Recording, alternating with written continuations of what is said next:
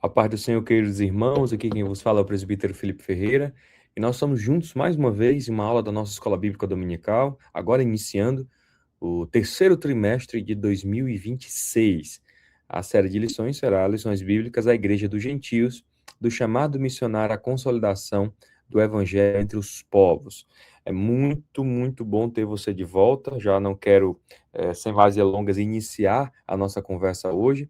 E hoje a gente vai ver um pouquinho sobre o que é que a gente vai estudar nessa série de lições. Eu sei que nós já passamos a lição de número 1, nós costumamos fazer esse resumo bem no início, mas eu queria, mais uma vez, trazer para você aqui uma síntese do que nós veremos juntos, porque essa síntese vai nos ajudar a explanar um pouco melhor a nossa lição de hoje. Então, a gente tem que entender que as lições deste trimestre têm como objetivo ensinar sobre o nascimento e a expansão da Igreja dos Gentios, destacando como o Evangelho rompeu as fronteiras do judaísmo para alcançar todas as nações. Então, nós vamos ver que nós vamos tratar da Igreja dos Gentios. E aí eu pergunto a você, que igreja é essa? O que é essa Igreja dos Gentios? Bom, primeiro a gente tem que entender que a Igreja dos Gentios é o movimento de expansão do Evangelho para além das fronteiras do judaísmo. Então, quando nós falamos sobre gentio e não gentio, nós estamos falando de pessoas que são e não são descendentes literais, etnicamente falando, do povo hebreu, dos israelitas. Então, o evangelho para além das fronteiras do judaísmo, ou seja, para além da religião judaica, alcançando todos os povos, aí se caracteriza o que nós chamamos da Igreja dos Gentios, que não pertence mais etnicamente a Israel. Então, eu trago para vocês esse mapa para a gente entender um pouquinho o que é que a gente quer dizer quando a gente vai expandir o território para além do povo israelita. Eu pergunto, onde está Israel no mapa? Alguém pode me apontar? Você olha assim, todos o mapa mundi, todos esses desenhos geográficos, e eu pergunto, onde está Israel? Será que você consegue apontar aí o tamanho do país de Israel? Nós podemos ver aí claramente a Rússia, os Estados Unidos, o próprio Brasil, mas Israel, né? A porção de terra de Israel, onde está? E se eu for aproximar um pouquinho aqui, a gente vai conseguir ver esse pontinho vermelho no centro do slide, que é justamente a faixa de terra que corresponde hoje ao Estado moderno de Israel.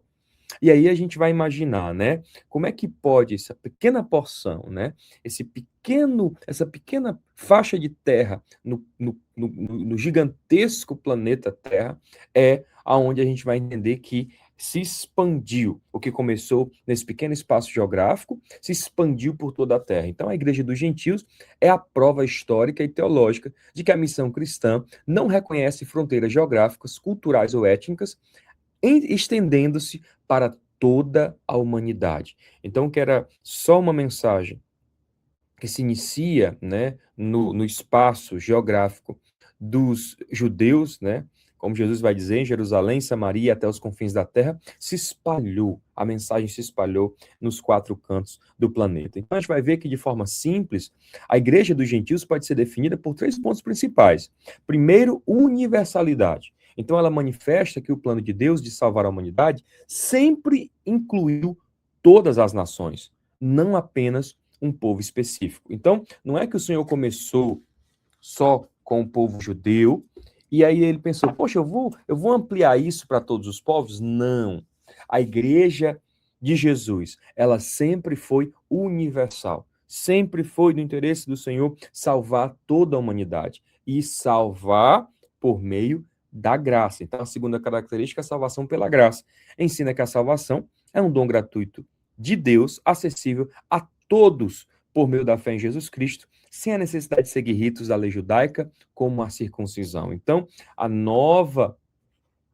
principal verdade do evangelho é que o que salva é a fé por meio da graça. Então, não são mais os ritos judaicos, não são mais as cerimônias religiosas do judaísmo, mas a fé livre e autêntica na pessoa bendita de Jesus Cristo. E aí, isso gera em nós essa união com Cristo. Representa a formação de uma nova comunidade onde judeus e gentios estão unidos em um só corpo, derrubando barreiras culturais e sociais. Então, nós fomos alcançados por essa verdade. nós fomos alcançados por esse Jesus, e isso nos inclui como corpo de Cristo na terra. Então, as lições ensinam que a missão é contínua e que a igreja de hoje deve permanecer sensível à voz do Espírito para levar a mensagem de salvação até os confins da terra. Então, você deve se perguntar, irmão Felipe, essa missão, então, está ativa?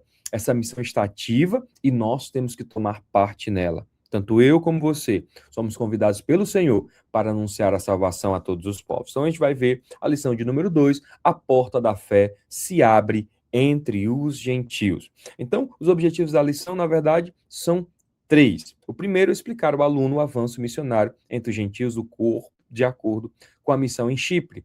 2, revelar ao aluno o impacto do evangelho em Antioquia e na Psídia. E 3, fortalecer o aluno a fé que perseverou em Icônico, Listra e Derbe. Isso aí caracterizando, né, a primeira viagem missionária do apóstolo Paulo. O textuário nos diz, Atos 13:47, porque o Senhor assim nulo mandou, eu te pus para a luz dos gentios, para que sejas de salvação até os confins da terra. Então, palavra do Senhor separando aqueles que haviam de anunciar o evangelho em toda a terra, e a verdade prática nos diz que o propósito de Deus é que o evangelho alcance todas as nações, revelando o seu eterno desejo de salvar a todos. A introdução nos diz, a primeira viagem missionária do apóstolo Paulo está registrada em Atos 13:14, logo após serem separados pelo Espírito Santo. Paulo e Barnabé, guiados pela direção divina, iniciaram a obra que o Senhor lhe havia confiado. A jornada durou cerca de 2 anos, entre 46 e 48 depois de Cristo. Nesse período, acompanhados por João Marcos, partiram da Antioquia da Síria, seguiram para Chipre, terra natal de Barnabé, e avançaram pela Ásia Menor, anunciando o evangelho em Antioquia da Psídia, Icônico, Listra e Derbe. Toda a missão tinha um alvo claro, alcançar os gentios e revelar que o plano de Deus abraça todas as nações sobre a luz de Cristo. Esse é o assunto que veremos nesta lição. Então, nós vamos perceber que o plano de Deus já incluiu os gentios desde sempre. Antes mesmo da primeira viagem missionária, Deus já havia deixado claro que esse era o propósito dele na difusão, né, na proclamação do evangelho nos 4 cantos da terra. O próprio Jesus é quem vai dizer, né, que os discípulos seriam suas testemunhas até os confins da terra. Então, Atos vai nos trazer esse revestimento de poder para conseguir obedecer ou realizar a missão que Cristo havia confiado à igreja. Então, a conversão de Cornélio mostra oficialmente que Deus aceita os gentios sem que eles precisassem tornar-se judeus. Quando Paulo foi chamado, o Senhor disse a Ananias de Damasco, em Atos 9:15, este é para mim um instrumento escolhido para levar o meu nome perante os gentios, reis e filhos de Israel. Ou seja, desde o início, desde o instante em que o Senhor salva o apóstolo Paulo, ele deixa claro a missão de Paulo. Então a gente pode perguntar, Paulo então foi despertado aos gentios depois de que começou a sua pregação? Não. Desde o início, desde o primeiro instante, desde o ato em que o Senhor o toma para si, o Senhor dá a ele esta missão de anunciar essa verdade aos gentios. Então perceba que o Senhor vai falar, que Paulo vai falar aos gentios, aos reis e a Israel. Ou seja, desde a sua vocação, Paulo já sabia que seria o apóstolo dos gentios. E mesmo assim, Paulo sempre começava pelos judeus. Em praticamente todas as cidades da primeira viagem, Paulo entrava primeiro na sinagoga. Então isso aconteceu em Chipre, Antioquia e Psídia de Icônico. Então é como se Paulo sempre priorizasse os judeus no início do seu processo de pregação em um novo território que o Senhor havia lhe confiado. Mas por quê? Você deve se perguntar. Porque os judeus já conheciam as Escrituras e eles já esperavam um Messias. Então era muito mais fácil relacionar a verdade de Cristo com aqueles que já aguardavam a manifestação do Messias. Então Paulo vai iniciar esse propósito pregando aos judeus, porque acreditava que os judeus já tinham mais familiaridade com as promessas de Jesus. Então a promessa havia sido primeiro feita a Israel. Está claro em Romanos 1,16. Então, Paulo seguia sempre uma espécie de padrão missionário. Primeiro anunciava aos judeus, e depois, então, ele vai também alcançar os gentios daquela cidade. Quando ele chegava na cidade, ele procurava a sinagoga, anunciava Cristo naquele lugar, e depois, recebido ou não a mensagem do evangelho por os cidadãos judeus, seus concidadãos, ele então alcançava a cidade com a pregação de forma pública. E isso caracteriza a missão. Então, missão não é apenas um programa ou uma estratégia humana, mas a própria identidade da igreja e uma resposta ao chamado direto do Espírito Santo para alcançar todas as nações. Ora, se a missão está no coração de Deus, como nós bem conhecemos essa verdade, nós precisamos entender que missão é o que a igreja faz. A igreja tem uma missão na terra, anunciar Cristo a todas as nações. Então a gente vai entender que essa missão começa em Chipre, a primeira porta aberta entre os gentios, o envio missionário e o avanço da palavra. Conduzidos pelo Espírito Santo, Paulo e Barnabé partiram da Antioquia, desceram a Seleucia e navegaram rumo a Chipre, terra natal de Barnabé, já evangelizada pelos helenistas.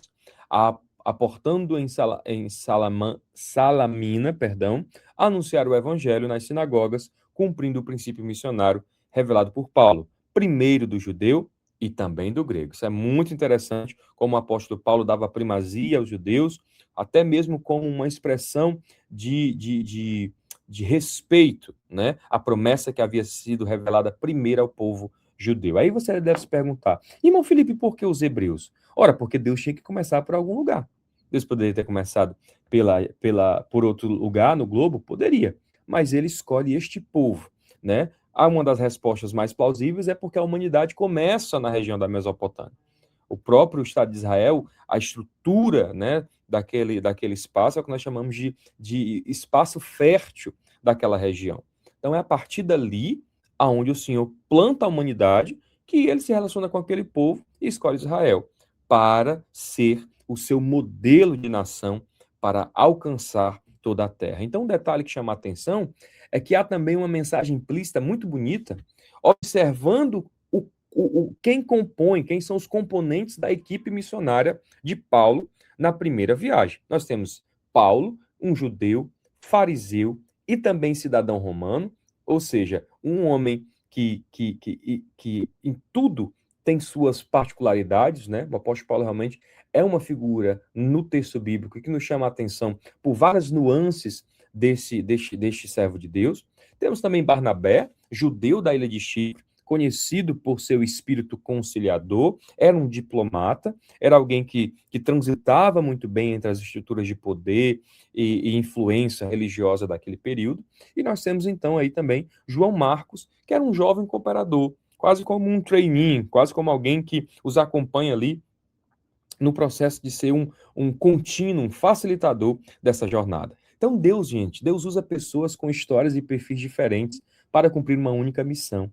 É interessante isso. Não eram três pessoas completamente iguais. Pelo contrário, eram três pessoas completamente diferentes, mas unidas por o mesmo propósito. A unidade da equipe não estava na origem de cada um, mas no mesmo chamado e no mesmo evangelho. Uma missão eficaz não depende de uma única pessoa talentosa, mas de uma equipe complementar. Isso aqui é um ponto fundamental, porque quando nós falamos de missão, muita gente acha que a missão ficou para quem sabe falar bem na rua.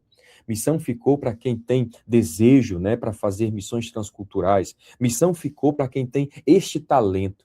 Como se ser ou não ser um missionário fosse uma condição de escolha ou de, como é que eu posso colocar, de uma questão de talento. Não, querido. Não. O Senhor usa a todos. Acabei de falar para vocês aqui três perfis completamente diferentes, mas unidos pelo mesmo objetivo. Então, hoje poderíamos dizer que Paulo era a voz, né? A voz do conhecimento, a voz da mensagem. Barnabé era a ponte. Alguém que não estava nos palanques da pregação, mas estava conectando a voz aos lugares certos. E João Marcos era o apoio operacional, né? Aquele que estava ali organizando a logística naquele contexto. Então, cada um tinha uma função distinta, mas todos serviam ao mesmo propósito fazer Cristo conhecido. Então, ou você pode ser a voz, você pode ser a ponte, você pode ser o apoio operacional, mas o importante é que você se envolva na missão da igreja. Então, a gente vai ver que uma equipe é formada por pessoas diferentes, que compartilham o mesmo compromisso. O Espírito Santo não produz clones, ele forma um corpo. Então, cada parte do corpo tem real importância. É o próprio apóstolo Paulo quem vai dizer isso. Até mesmo os órgãos menores são de suma importância para a manutenção do corpo. Então, a gente vai ver que o confronto com as trevas e a vitória do evangelho. Então, começa aí, bem no início, já de saída, né, o confronto entre aqueles que se opunham à mensagem do apóstolo Paulo e seus companheiros. Em Pafos, os missionários enfrentaram Bar Jesus, também chamado de Elimas, um mágico e falso profeta. Ele resistia à pregação, tentando impedir, que o procônsul, né, o governador daquela província, Sérgio Paulo, homem prudente, ouvisse a palavra de Deus. Cheio do Espírito Santo, Paulo repreendeu com autoridade, declarando o juízo divino. O que foi que aconteceu com ele? Ele ficou cego. E isso atingiu, confirmando o poder do evangelho, e levou Sérgio Paulo a crer, maravilhado com a doutrina do Senhor, onde a luz resplandece, as trevas recuam. O que aconteceu, então, só para a gente contextualizar melhor essa circunstância? Nós temos aqui, a primeira grande batalha espiritual da viagem missionária do apóstolo Paulo, e há três personagens importantíssimos nessa história. Primeiro, Elimas, que também podemos chamar de Bar Jesus, ou seja, filho de Josué. O contexto é esse, né, esse Bar Jesus, porque Jesus e Josué têm a mesma origem do nome. E aí a gente vai ver que Elimas era esse filho de Josué. Ele era mágico, falso profeta, era judeu e era conselheiro do governador. E quem era o governador? Sérgio Paulo. Ele era o governador romano de Chipre, e Lucas faz questão de dizer que era um homem inteligente, né? Aqui no contexto de prudência. Ele não era um curioso qualquer. Ele mandava chamar Paulo e Barnabé, tanto é que o fez, porque desejava ouvir a palavra. Então, alguma coisa na pregação de Paulo e Barnabé despertou em Sérgio Paulo uma necessidade de saber mais. E aí, o que acontece aí, né? Nós temos também Paulo, que é aquele que vai assumir definitivamente a liderança da missão a partir desse episódio. Por quê? Porque Elimas começa a atrapalhar a pregação. Ele começa ali a criar algum tipo de tumulto para que Sérgio, o governador, não fosse alcançado por aquela verdade. Então, ele começa a atrapalhar a pregação porque o evangelho ameaça tudo aquilo que sustentava a sua vida. A sua influência sobre o governador, a sua reputação como homem espiritual, seu poder e, sobretudo, porque a verdade de Cristo expunha o engano em que ele próprio vivia. Ou seja, tudo que ele vivia e tudo que ele entendia como sua própria identidade, o evangelho desfazia. Então, aquele homem se via numa situação até mesmo por sobrevivência, ele queria, então, atrapalhar a conversão do governador. Então, essa oposição ilustra um princípio recorrente no livro de Atos. Quando o evangelho transforma vidas, ele inevitavelmente confronta interesses, estruturas e poderes que resistem à verdade. Então, este homem, ele é o reflexo perfeito do que acontece quando nós escolhemos pregar o evangelho. As oposições vão se levantar. E por que vão, irmão Felipe? Porque, na maioria das vezes, a pregação do evangelho denuncia justamente o status quo daquela sociedade, daquele indivíduo, daquele país. E aí o evangelho, as estruturas espirituais da maldade se levantam contra, para que não haja salvação, para que não haja transformação. Então, o nome Bar Jesus, interessante, como eu falei para vocês, que significa filho de Josué, Paulo propositalmente vai chamá-lo de filho do diabo. É interessante isso, né? Ele carregava um nome respeitável, mas suas obras revelam outra filiação espiritual. Então, a gente acredita que Paulo aqui vai usar propositalmente filho do diabo para gerar algum tipo aí de desconforto. Então, Jesus já havia ensinado algo semelhante aos líderes religiosos. No Evangelho de João 8,44, a verdadeira filiação é demonstrada pelas obras, não apenas pelo nome ou pela aparência religiosa. Então, é muito profundo perceber isso. Quantas pessoas levam o nome de Jesus, mas na verdade são opositores da verdade do evangelho. Por quê? Porque não são transformados e nem desejam ver ninguém ser. Então a gente vai perceber que quem se levanta para impedir que alguém encontre Cristo acaba revelando de quem realmente é filho. Quem rejeita a luz, inevitavelmente, caminha na cegueira. Então foi o que aconteceu com este homem, né? Paulo vai repreendê-lo e vai condená-lo a uma cegueira temporária. Então a gente vai ver que, confiando no poder da transformadora do evangelho, alguma coisa acontece. O encontro em Pafos revela que o evangelho rompe barreiras sociais e espirituais. Paulo, cheio do Espírito Santo, confronta Elimas e testemunha a conversão de Sérgio Paulo, mostrando que a palavra também transforma mente, coração e vida. O evangelho ilumina o entendimento, renova o interior e produz frutos visíveis, né? E a gente vai entender que há um contraste muito intencional aqui nesse registro no livro de Atos. Porque Elimas, né, tentava controlar as pessoas. Seu trabalho era produzir engano e ele foi atingido por cegueira. Interessante, né? Ele termina essa história cego. Sérgio Paulo, por sua vez, buscava a verdade. Recebeu de bom grado o evangelho. E aí os olhos desse homem é aberto. Ele passou a enxergar espiritualmente. Então perceba que um termina nas trevas, porque se nega a receber o evangelho, a ser transformado, e o outro encontra a luz. Mesmo enxergando, ele estava cego. E o evangelho, de fato, lhe abre a visão. Então é muito interessante perceber que Atos 13:12 diz: Então o procônsul, vendo o que havia acontecido, creu, maravilhado com a doutrina do Senhor. Lucas, quem escreve o livro de Atos, não diz que Sérgio Paulo ficou maravilhado com o milagre. Ele não ficou impressionado porque Paulo condenou Elimas à cegueira, ainda que temporária. Não. Ele diz que ficou maravilhado com a doutrina do Senhor. O milagre abriu espaço, mas foi a mensagem que produziu a fé. Então, isso confirma o princípio bíblico, presente na epístola de Paulo aos Romanos. A fé vem pelo ouvir, e o ouvir da palavra de Deus. Queridos, o milagre, ou as maravilhas, né, que na Bíblia está no mesmo lugar, eles atraem, eles confirmam a mensagem, mas o que salva é a pregação do evangelho.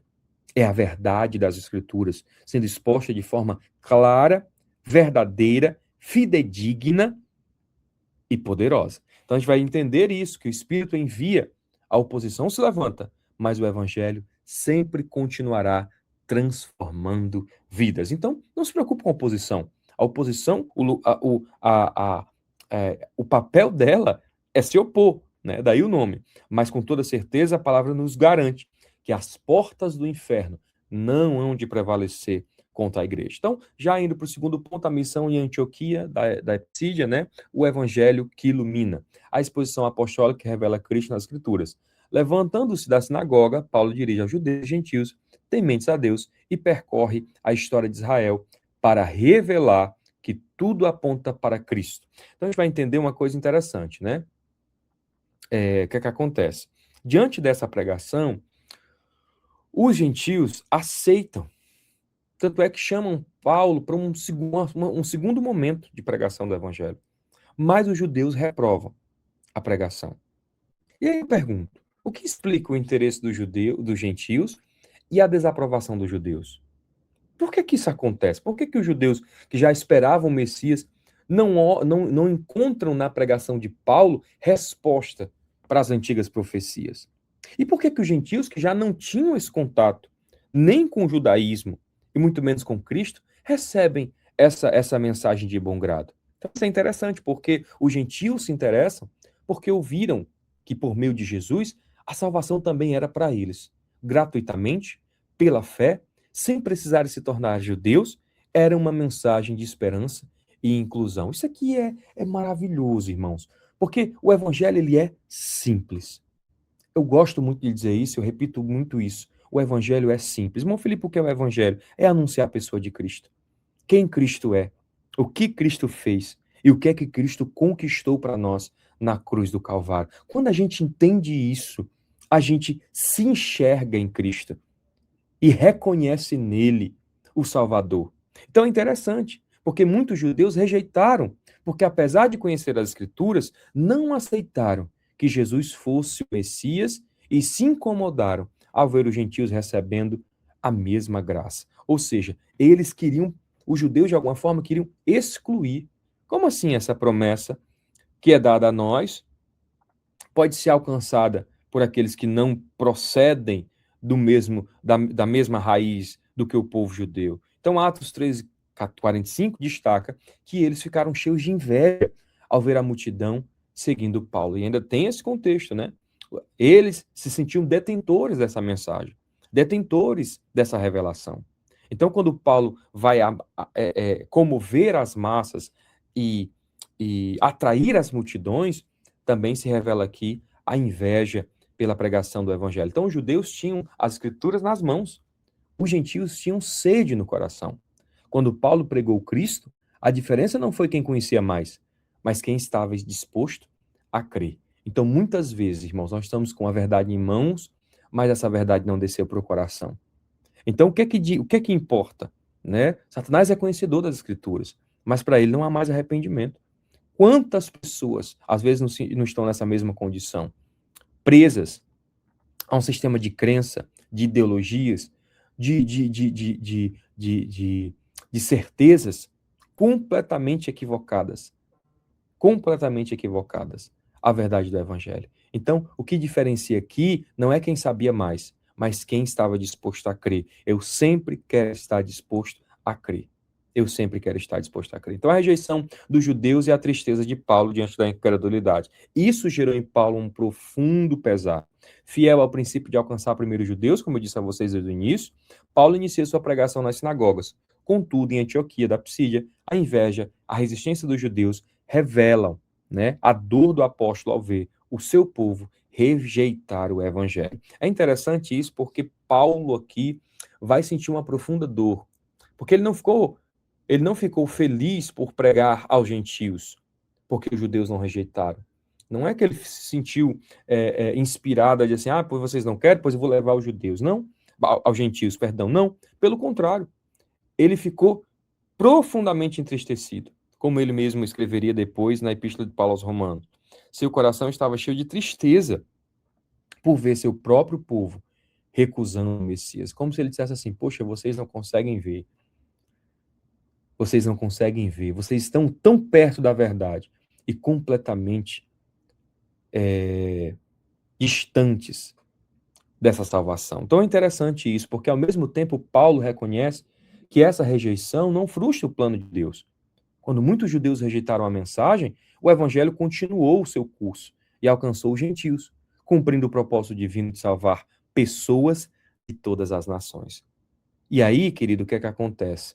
O próprio Jesus vai nos revelar essa verdade indigesta, essa verdade dolorosa. Olha o que é que João 1, do 11 ao 13 vai dizer. Veio para o que era seu, e os seus não receberam.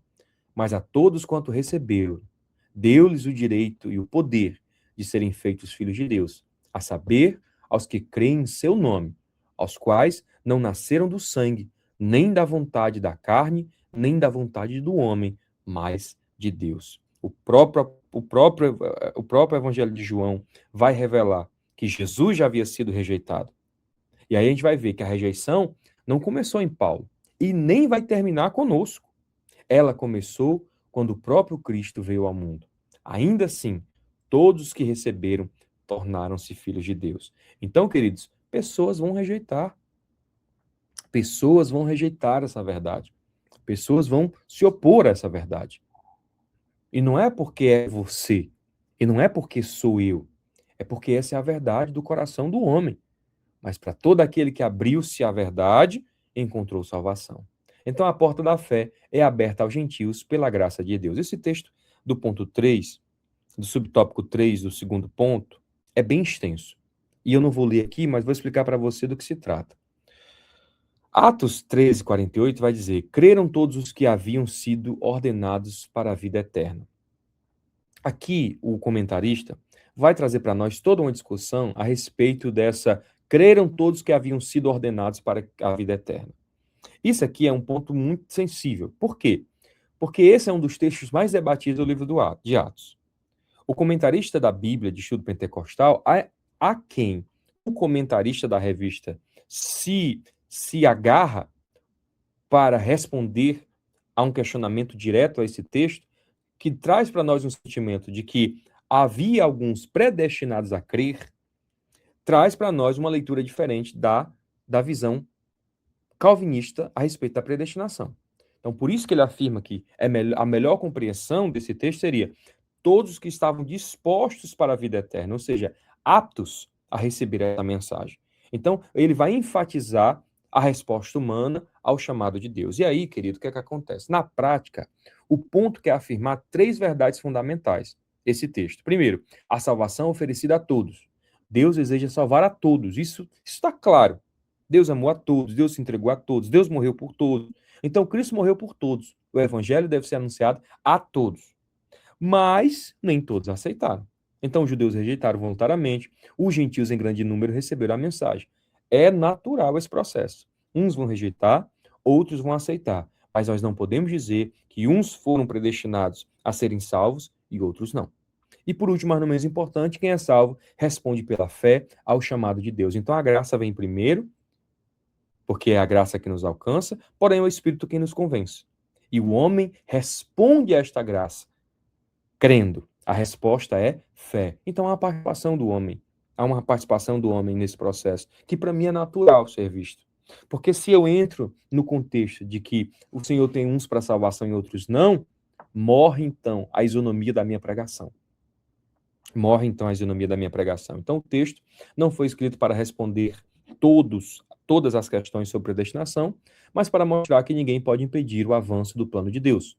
Quando alguns rejeitam a graça, outros a recebem, e o evangelho continua alcançando vidas. Para a gente fechar a missão icônico, lista e derbe, a fé que persevera. Primeiro icônico, né?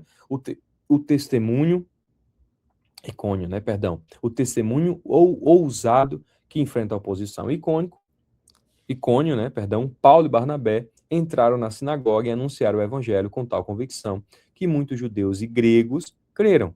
O Senhor confirmava a palavra com sinais e prodígios, dando a ele testemunha da graça que operava por meio deles. E aí a gente vai ver uma coisa interessante, né? A palavra, queridos, nunca vai passar despercebida. A verdadeira pregação é a proclamação fiel do evangelho no poder do Espírito Santo, produzindo salvação, transformação e confronto com o reino das trevas. Então, todas as vezes que Paulo vai pregar, a gente vai ver duas coisas acontecer. Levanta-se a oposição, sim, é verdade, mas também levanta-se a graça de Deus para convencer, para trazer o espírito do convencimento. Então, a verdadeira pregação não é aquela que impressiona as pessoas, é aquela que manifesta o poder de Deus. Irmão Felipe, mas o poder de Deus não impressiona as pessoas, mas perceba a ordem. A verdadeira pregação não é aquela que impressiona as pessoas, não está no pregador. É aquela que manifesta o poder, está na mensagem que manifesta a graça. Entende? Então, Deus vai nos trazer esse entendimento. A palavra do poder manifesto de Deus salva pecadores, confirma a verdade e faz as trevas reagirem. Então, o poder da verdadeira pregação, nós podemos trazer 4 pontos fundamentais. Primeiro, ela salva. A verdadeira pregação transforma vidas pelo poder do evangelho. Não é a palestra motivacional. Não é a programação de reprogramação como é que posso falar? Psiquiatra, não sei nem dizer. Você está me entendendo aí? Reprogramação neural, é mudança de mindset. Não. É o evangelho mesmo, o evangelho como ele é, transformando vida. A segunda coisa, ela confirma. Ela confirma porque Deus autentica a sua palavra com sinais segundo a sua vontade. Então, qual é o maior dos milagres? É o homem andar ou o cego enxergar? Esses são os milagres visíveis. Mas a confirmação da pregação do evangelho são vidas aceitando a Cristo, vidas sendo transformadas. Por quê? Porque a verdadeira pregação, ela também confronta, ela expõe o pecado, incomoda as trevas. Não tem como pregar o evangelho sem incomodar o pecador no seu pecado, mas não na intenção de trazer a ele condenação, mas oferecer a ele libertação. Porque aí o que a palavra vai fazer, a verdadeira pregação, por fim, é sustentar. Fortalece os servos para perseverar na missão. Então, Romanos 1,16 vai nos trazer isso. O verdadeiro poder da pregação não está no pregador, mas no evangelho anunciado pelo Espírito Santo. E aí a gente vai ver que em Listra, isso vai se repetir mais uma vez. Milagres, mas também confusão religiosa e sofrimento por Cristo. Aqui a gente vai ver que Paulo vai curar um homem aleijado. E aí as pessoas vão adorar Paulo como se ele fosse um deus. E Paulo vai rejeitar essa idolatria. E uma vez que ele rejeita essa idolatria, ele é apedrejado e deixado até como morto. Veja que coisa interessante. Em poucos versículos, Paulo experimenta os dois extremos. Primeiro a multidão grita, os deuses em forma de homens baixaram na terra. Então eles recebem a verdadeira glória, né? Uma verdadeira manifestação de adoração. Pouquíssimo tempo depois, a mesma multidão agora o apedreja e o deixa como morto. Querido, isso não é um paradoxo perfeito com o sacrifício de Cristo, né? Recebido em Jerusalém como um rei e naquela mesma semana assassinado como um ladrão. Então é impressionante como a opinião das pessoas muda rapidamente. E é tolice nos guiar pela opinião alheia, nos guiar pela opinião de qualquer pessoa, senão pela opinião do próprio Deus. Então a grande lição é que Paulo não aceitou a glória que pertencia a Deus, mas aceitou o sofrimento que fazia parte da missão. E nós sempre vamos querer primeiro a aceitação e nunca e jamais o sofrimento da rejeição. Então isso confronta uma tendência muito atual no nosso meio. Muitos querem o reconhecimento da obra, mas poucos estão dispostos a pagar o preço da obra. Quando tentaram dar-lhe a glória, Paulo apontou para Deus. Quando lhe deram pedras, permaneceu fiel a Deus. Então ele rejeita a adoração dos homens, mas recebe de bom grado. Não de bom grado, mas recebe com fidelidade, né, a dor de padecer por amor ao evangelho. Então onde é que você está hoje? Será que você está entre aqueles que são contados e desejam a glória desse tempo, ou aqueles que vão aceitar com fidelidade a oposição em falar a verdade? Então, o verdadeiro servo de Cristo devolve toda a glória a Deus e suporta com fidelidade o sofrimento que vem por causa do evangelho. Jesus não havia ensinado esse caminho. Aliás, Jesus já havia ensinado esse caminho. Primeiro a cruz, depois a glória. E aí um detalhe, viu, gente? Nem sempre a glória vai ser aqui. E, para falar a verdade, nós deveríamos preferir que nem fosse. Nós podemos ser honrados aqui? Podemos. Podemos receber aqui glória? Podemos. Por que não? Mas melhor será receber lá. Melhor será receber lá. Reflita sobre esse ponto. Reflita sobre esse ponto. E para fechar, Derbe, frutos que brotam da perseverança. Em Derbe, o evangelho encontra o terreno fértil. Muitos se converteram e novos discípulos são formados. Mesmo após a perseguição e sofrimento, Paulo e Barnabé continuaram a pregar e edificaram uma comunidade forte de fé.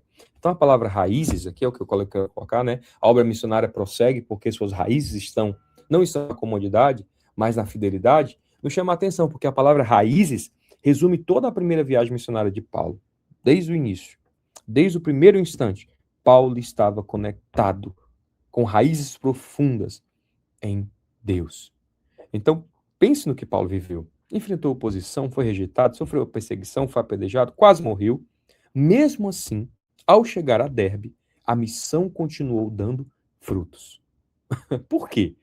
Porque as raízes não estavam nas circunstâncias, mas em Cristo. Isso traz para mim um sentimento de me perguntar o tempo todo: onde está meu coração? Aonde está o meu desejo? O que é que eu quero quando eu prego o evangelho? Quando eu anuncio a Cristo? Qual é o interesse que move meu coração? Quais são as minhas verdadeiras motivações? Porque a depender de onde está as raízes da minha fé, eu posso te dizer se eu serei contado entre aqueles que perseveram ou entre aqueles que desistem. Então a gente vai perceber, queridos, que quem cria raiz na comunidade desiste quando vem a dificuldade. Mas quem cria raiz em Cristo persevera e continua dando frutos. Então as tempestades revelam onde estão nossas raízes. Quem está enraizado em Cristo pode perder os aplausos, enfrentar a perseguição e até cair, mas sempre voltará a produzir frutos. Irmão Felipe, até cair, até cair, até cair. Não esqueça disso. Não esqueça que naquele momento todos os abandonaram, todos o deixaram. Pedro voltou a pescar, mas o Senhor o trouxe, o resgatou e fez com que ele alcançasse misericórdia. Então, a conclusão para encerrar a lição de hoje, ao encerrar esse ciclo missionário, os apóstolos retornaram às cidades onde haviam sofrido, fortalecendo os discípulos e estabelecendo presbíteros. Depois, apresentam à igreja de Antioquia o relatório do que Deus fizera, celebrando que abriria aos gentios a porta da fé. A missão continua porque a graça conduz, sustenta e abre caminhos onde parecia impossível. Eu coloquei para fechar, Paulo perdeu o conforto, sofreu perseguições e recebeu pedradas, mas nunca perdeu de vista o seu chamado. O evangelho não promete um caminho sem pedras, mas promete frutos apesar das pedras. Toda glória a Jesus, quero agradecer a você que ficou comigo até aqui. É sempre uma satisfação dividir com você esses ensinos e eu oro para que o Senhor fale com você, não apenas ao seu intelecto, como professor ou aluno da Escola Bíblica Dominical, mas como servo de Deus, para que as raízes profundas do Evangelho nos alcancem para a glória do Senhor. Que Deus em Cristo te abençoe e até o nosso próximo encontro.